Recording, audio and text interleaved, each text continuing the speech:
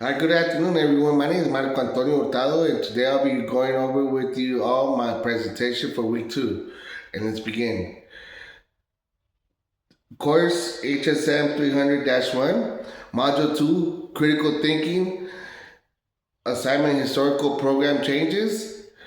Create a 5-minute video presentation summary of historical program changes in human services to share with your colleagues at a community human services agency.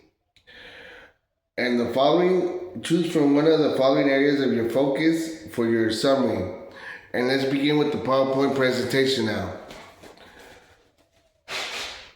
Slide 1.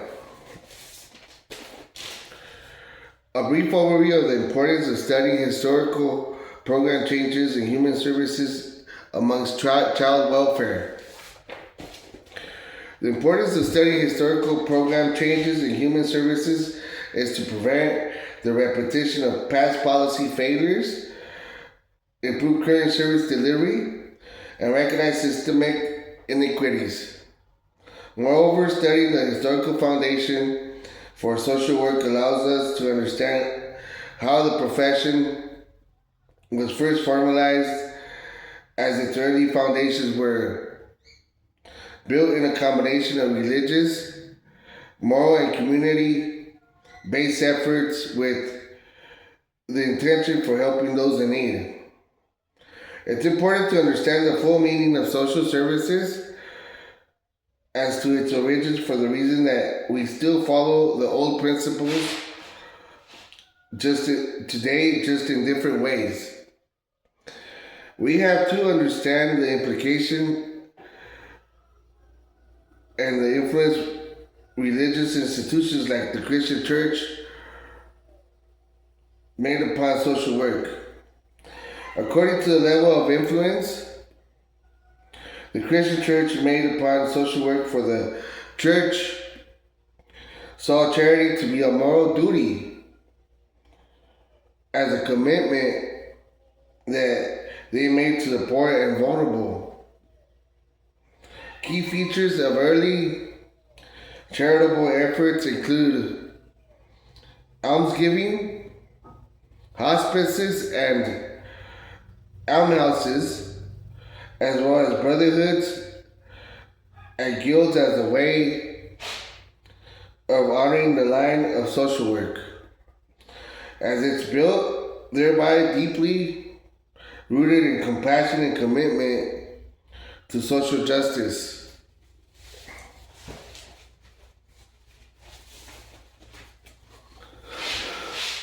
Study child welfare and the historical program changes in human services.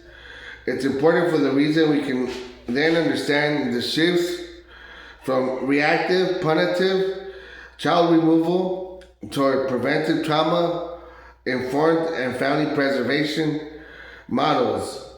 By studying the history of human services helps to both understand and identify by recognizing its systemic flaws, understanding the root of current policies, as well as improving evidence-based practices.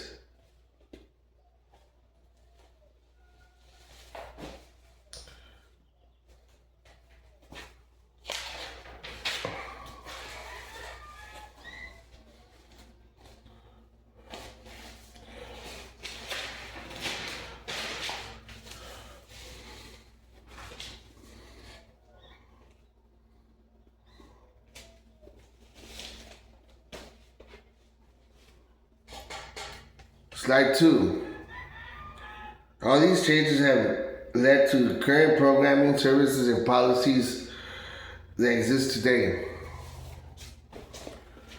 During the 16th century came the establishment of the Elizabethan Poor Laws in England. The Elizabethan Poor Laws enabled the poor and most vulnerable to receive the following accommodations. For example, outdoor relief, indoor relief, distinction between deserving and undeserving poor.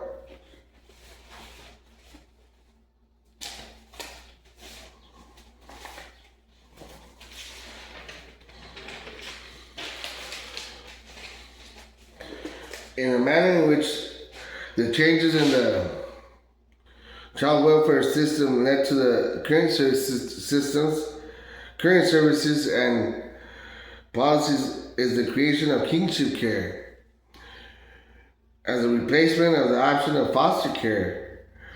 CPS and FFAAS are prioritizing kinship placements. Kinship is the care for the child or children by family members who are not the biological parents.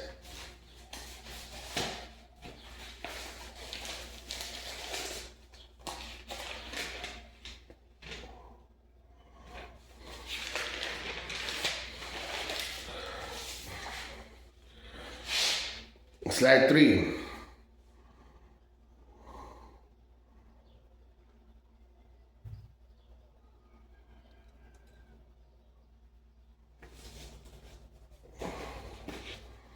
Child welfare system varies by state.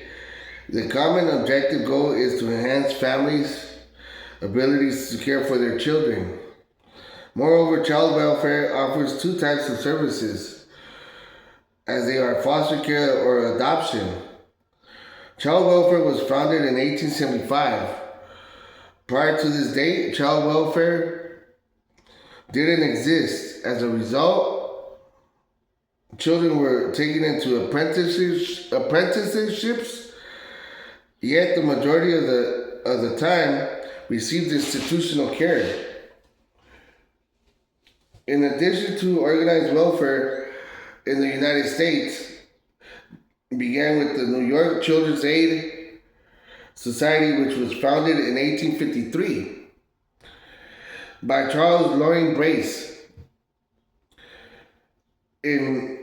During the early stages of child welfare, there was no branch within its system that provided children with protective services. In many cases, children were often abused of.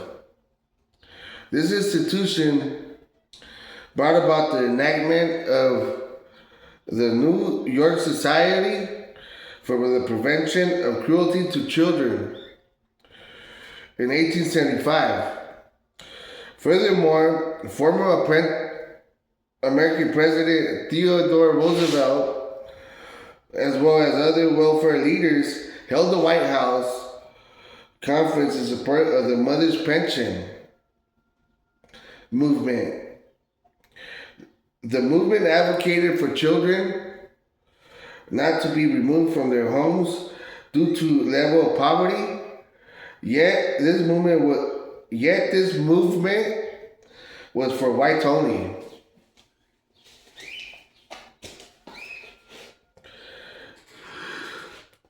Slide 4.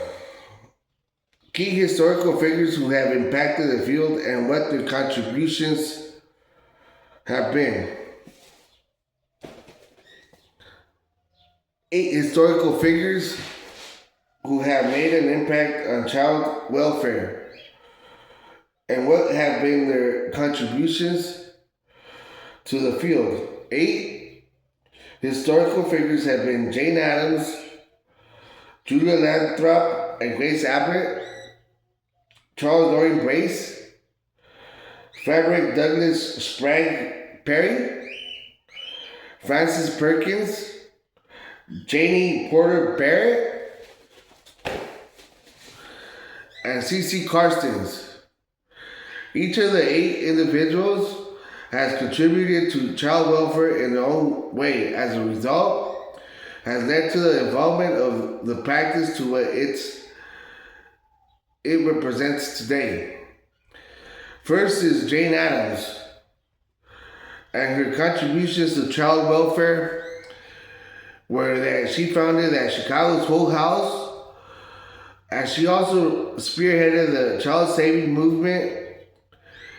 At the same time, advocated for child labor laws, juvenile courts, as well as the creation of the Federal Children's Bureau. Second and third are Julia Lathrop and Grace Abbott.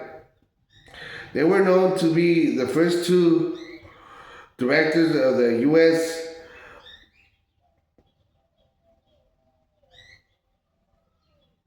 Children's Bureau. In addition to establishing national standards for child health, maternal welfare, and assisted to draft the sweeping Social Security Act of 1935, fourth historical figure who has impacted child welfare and their contributions is Charles Loring Brace. Charles Loring Brace was the person who initiated the orphan train movement in the 1850s. As a result of the orphan train movement, orphan and destitute children from crowded East Coast cities to rural families, as it later became the early stages of foster care. Moreover, the fifth historical figure and her contributions to child welfare was Frederica Douglass Sprague Perry. She was the granddaughter of Frederick Douglass, and she was the founder of the Colored Big Sister Home for Girls in 1934. She fought for the equality of black children in foster care, health care, and juvenile justice. The sixth historical figure and her contributions to child welfare was Frances Perkins. Frances Perkins was a U.S. Secretary of Labor. She advocated for the Fair Labor Standards Act of 1938. As a result, effectively established the first national ban on oppressive child labor in America.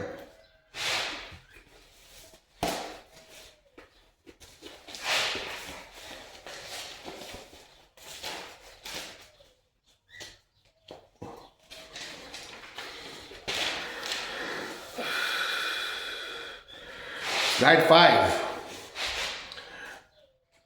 The seventh historical figure and what have their contributions to child welfare have been. The seventh historical figure is Janie Porter Barrett, and her contributions to child welfare were that she founded the Virginia Industrial School for Colored Big Sister Home for Girls, as it was a rehabilitation center for African American female delinquents. And finally, the eighth and last historical figure is C.C. Carstens, who was an early leader in child welfare research. His contributions were that he advocated for foster homes over orphanages, as he argued on the behalf of children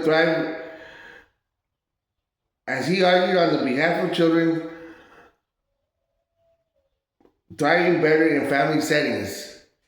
Thank you very much, all. This is Marco Hurtado. See you next time. Thanks. Bye.